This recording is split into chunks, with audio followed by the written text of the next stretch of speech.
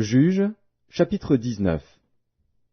Dans ce temps, où il n'y avait point de roi en Israël, un Lévite, qui séjournait à l'extrémité de la montagne d'Éphraïm, prit pour sa concubine une femme de Bethléem de Juda.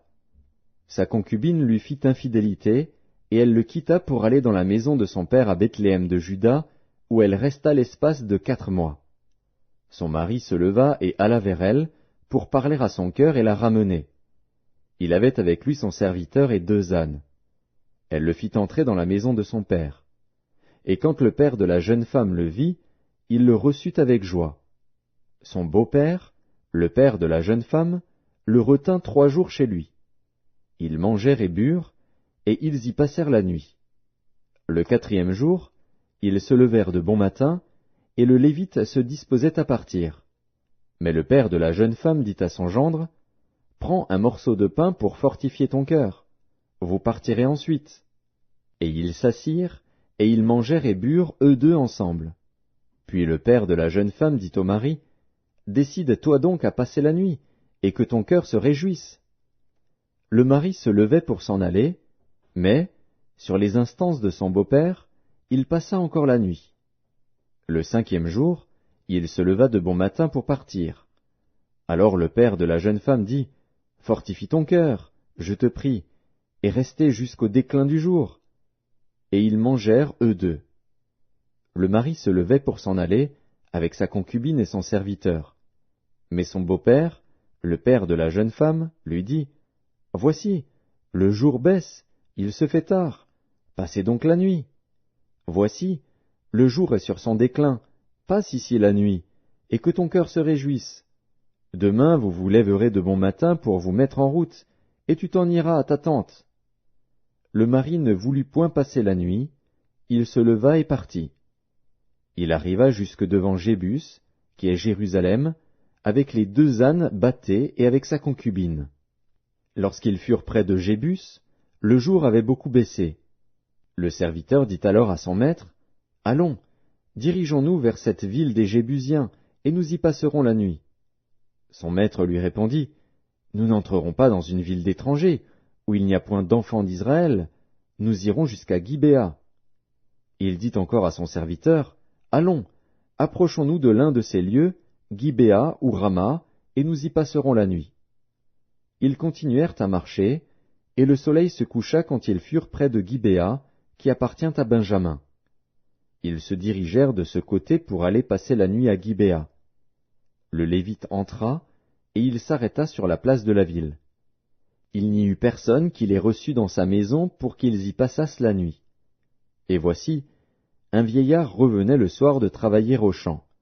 Cet homme était de la montagne d'Éphraïm, il séjournait à Gibéa, et les gens du lieu étaient benjamites. Il leva les yeux, et vit le voyageur sur la place de la ville.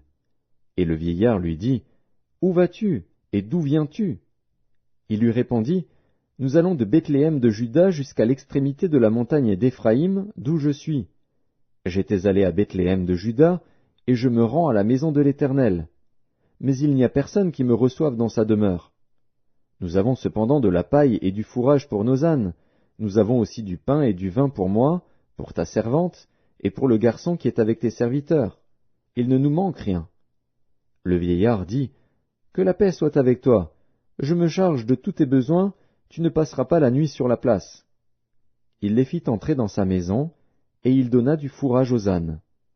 Les voyageurs se lavèrent les pieds, puis ils mangèrent et burent. Pendant qu'ils étaient à se réjouir, voici, les hommes de la ville, gens pervers, entourèrent la maison, frappèrent à la porte, et dirent au vieillard, « Maître de la maison, fais sortir l'homme qui est entré chez toi, pour que nous le connaissions. » Le maître de la maison, se présentant à eux, leur dit, « Non, mes frères, ne faites pas le mal, je vous prie, puisque cet homme est entré dans ma maison, ne commettez pas cette infamie. Voici, j'ai une fille vierge, et cet homme a une concubine. Je vous les amènerai dehors, vous les déshonorerez, et vous leur ferez ce qu'il vous plaira. Mais ne commettez pas sur cet homme une action aussi infâme. » Ces gens ne voulurent point l'écouter. Alors l'homme prit sa concubine, et la leur amena dehors. Ils la connurent, et ils abusèrent d'elle toute la nuit jusqu'au matin. puis ils la renvoyèrent au lever de l'aurore. Vers le matin, cette femme alla tomber à l'entrée de la maison de l'homme chez qui était son mari, et elle resta là jusqu'au jour. Et le matin, son mari se leva, ouvrit la porte de la maison, et sortit pour continuer son chemin. Mais voici, la femme, sa concubine, était étendue à l'entrée de la maison, les mains sur le seuil. Il lui dit, « Lève-toi, et allons-nous-en. » Elle ne répondit pas. Alors le mari la mit sur un âne, et partit pour aller dans sa demeure. Arrivé chez lui, il prit un couteau, saisit sa concubine, et la coupa membre par membre en 12 morceaux, qu'il envoya dans tout le territoire d'Israël. Tous ceux qui virent cela dirent, « Jamais rien de pareil n'est arrivé et ne s'est vu depuis que les enfants d'Israël sont montés du pays d'Égypte jusqu'à ce jour.